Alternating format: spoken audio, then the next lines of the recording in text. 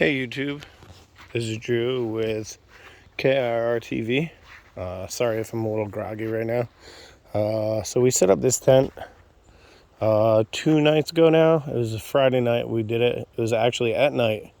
We shut down all the power to the house and set up the tent. Had a fire. We went through all that wood that we had over here. There's a couple pieces that I broke up late last night.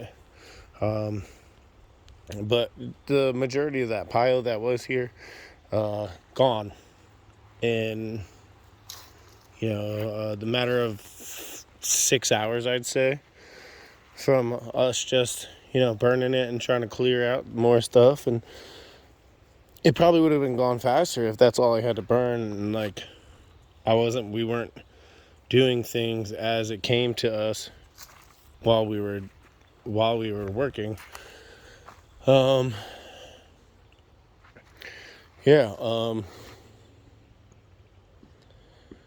It's important to go out and test all the things that you have.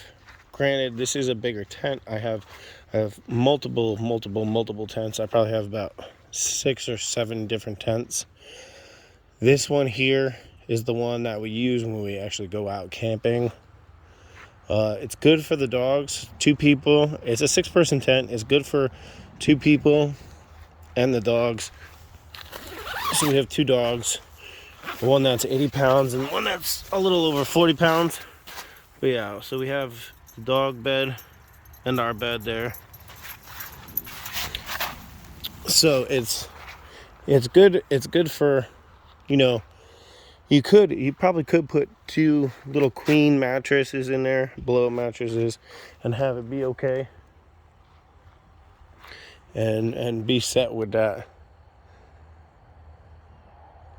But if you have to actually bug out or anything like that, obviously I would not be bringing this tent. I'd be bringing my 2-person tent. That is still big enough to have the 2 of us inside of it. And then there's a little room at the foot where the dogs could sleep.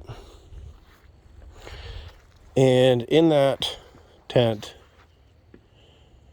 there would be, there's like an awning, or like the rain fly. The rain fly kind of sticks out beyond it, so you can still put your gear outside of the tent and have it stay dry. But what I'm trying to say is so keeping up with your activities, making sure you know your gear, making sure you do the things that taking everything for a test. Even this is just at our house, and we decided we wanted to camp out for 2 nights. And testing the equipment, making sure that it's all good. Like when I opened up the tent, the last time we used it was last year. We had gone up to Wisconsin and set it up there at my buddy's property. But something like this, that's perfect. This is like a mansion of tents for me, for us. But if SHTF happens, some shit hits the fan, then realistically, no, this is not something I'm gonna have. I'm gonna have my little tent, and it's gonna be camouflage, or maybe not even have the tent. Leave the dogs outside underneath. I have a couple hammock tents. You just hang the hammock between 2 trees, and then it's got a canopy over it. Maybe I'll set that up this week and show you what that's about, because that is something that is, especially if you're an individual, it's super good. For 2 people, not so good. It's a little harder to deal with a hammock with 2 people or multiple people on top of that. You can have multiple hammocks, obviously, but at least in my situation, we like to be close. Plus, we like to keep each other warm at night, especially when it's cold. It's been cold for the past few nights. Last night was the warmer night of the two. Last night got down to 53. The night before it got down to 43. So it was a 10 degree difference from the first night to the second night. But it's trying, and you have to get out there and try your stuff because it is trying, having the gear like these little pillows. This little pillow right here, it takes 5 breaths to fill it up, and it fits into a bag the size smaller than my palm. It's like a little bag about yay big, and that's about it.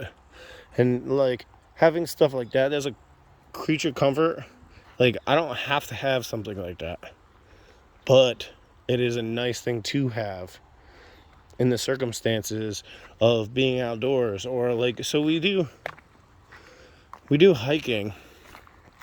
We go hike. We'll do like a weekend hike or a week-long hike, and it really tests going and doing stuff like that. It tests our gear. It tests our ability to do things and really get everything set if we ever had to bug out, and have an understanding of what bug out means. And the point of this video is really about test your gear. Make sure you test your gear. Make sure you get out there and do the activities that are required of the equipment that you get. And I'm not just saying gear as in like tents and stuff like that, but like if you go buy there's a big difference between going to, let's say, Harbor Freight and going to a person that makes axes. Like you can go buy a Harbor Freight axe. Actually, that mall over there is this yellow handled mall is a Harbor Freight mall, and it's been doing me good. It's been doing me good for a mall. It's been splitting the wood. It's a medium-sized mall. It's been cutting up the wood as I need it, but I don't really trust the handle. The head is good. But I think that at some point I'm probably going to have to replace that head or this handle with a wooden handle. Not to say wood will last forever, and not to say plastic will last forever, but that's why we test our gear. Get out there and actually do the work and put the work in. Even though, like I said before, we're just sitting at home, at the house, putting the work in and making it happen. Testing the gear, make sure everything's good, making sure that the sleeping bags are warm enough for us, making sure that the clothes that we wear are warm enough, making sure that we can heat ourselves up and keep ourselves warm, because nobody wants to freeze to death. Obviously nobody wants to burn to death too. That's something that we need to do during the summer as well, is come out here and go camping in the middle of the summer when it's 95 degrees. Because I have some portable fans and stuff like that, battery power fans that are backpack usable. But camping outside when it's 95 degrees and you're burning it up at night, if you got to bug out in temperatures like that, you got to fucking be able to deal with it. So this is all about gear testing. I did bring out my backpack and some other gear. I'm not really comfortable right now showing you some of that stuff. I'm working on it. But have good gear that is reliable. Have good gear that you have backups for. Have good gear that it's not too much, because you have to understand what your capabilities are. Like, there's a big difference between a camping loadout and a military loadout. Like, there's a difference between having a vest and a carrier and your projectile weapon on hand, and then having just be camping out at night around the house, or even going on a hike and camping. There's a big difference between all of that. So just keep it to the point where you know what you're actually physically doing, and test your gear and make sure that everything is appropriate for what you plan on doing. This buddy over there, gotta get him in the video. Ooh, go backwards. There you go. Well, gotta keep it real. KRR TV. Thanks, guys.